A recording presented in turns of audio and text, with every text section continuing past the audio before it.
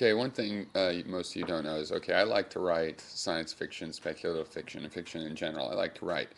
But one reason I write is to try to visualize the ramifications of my philosophical ideas. When I was younger and thinking a lot about the whole brain in the box, that we might be a dream, that we might be a simulation, these kinds of things, and realize, okay, maybe the world isn't made up of stuff like I think. I've always been very materialist and believed the world was pretty much like it appeared, and there's all this stuff, okay? But what if it's all a dream? And combining that with the way I think enlightenment works, the way I did then, I had a little idea that came to mind when Thou Art That wrote this in a comment to his video, which was a reply to my video on does the brain run programs. He says, I don't think the you is in the brain. I think the brain embeds the you in the body in certain ways while it is alive. But the you, by which I mean not your individual personality, but the witness of your personality, is not equivalent to the brain. The you is merely received by the brain like the TV receives its picture. Maybe the you is not what you meant by the mind. Maybe the mind is part of the brain, the thoughts that arise. This is not the same as the you aware of the thoughts.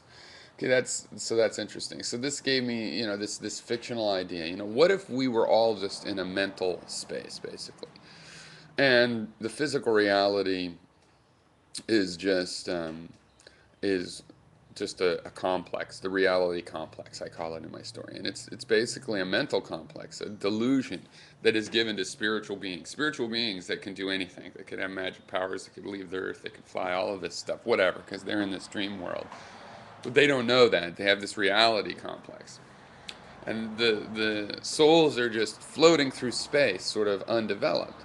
And they get caught by this reality complex and convinced, which is like a web in this idea space, that they fly through like a signal flies through space and gets caught by a TV antenna. They're caught by this reality complex. And then they become to think, and they're educated. And as they're educated about their spirituality through their interaction with the reality complex, they become more and more aware. And as they become aware, eventually they'll realize that the reality complex is just a complex, and they'll transcend beyond that. And they'll be able to leave. Their souls will have evolved. And the idea of this reality complex was then to train souls to be good souls, to be positive in the ways you and I, those of us caught in the reality complex, tend to think of as good, but have not yet achieved. And so this is the kind of idea that, and it can work with a materialist view of the world too, just this idea that the brain is somehow an antenna for energies that fly around space, and they're energies, so they're flying, they need something to hold on to. It's like a photon flies through space, and then it hits, a bit of copper and gets captured. The energy is then captured in that copper work, whatever the shape of that copper structure is. And it's like that. It hits the brain and it gets some spiritual type of energy, hits the brain and gets tuned in. I don't believe that anymore. I'm more materialist than that. I think it's an interesting idea. I still love that science fiction idea, but no, I think that we are the material, that the material is alive. So there's no capturing the life force. We are the life force. We are the expression of the life force. The only sense in which we capture it is in that it's everywhere, and it can be expressed in certain molecules. But at that point, those bundles of molecules, those cells, they are the life. There is no capturing it. There is no soul captured by the brain. And I wouldn't believe that because I believe the cells have will. The neurons, each neuron has will, and our will is a combination of that. So does that neuron catch it? Well, what about the liver cells? I believe they're alive and they have a will. And that the function of the liver is an expression of their will.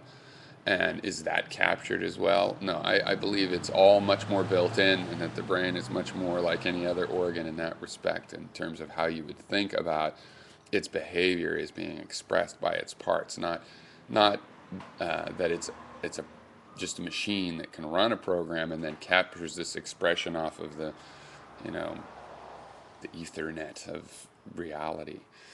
So anyway, interesting thoughts, interesting issues on that whole subject. There are a lot of sub issues to my question, I think. But see, basically, the thou art that is going in the section of, yeah, the brain can run programs of some sort, but you might want to think of them as programs because they're people, they're spirits or something.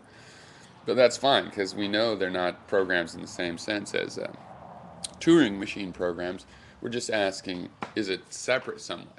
Is this idea of a soul or an idea or a mind, is that a separate thing that could run on various programs? Could it be moved to a different person or to a different machine altogether that's functionally equivalent to the mind in whatever ways it has to be in order for the program it's running to be alive and have will and intent and so on.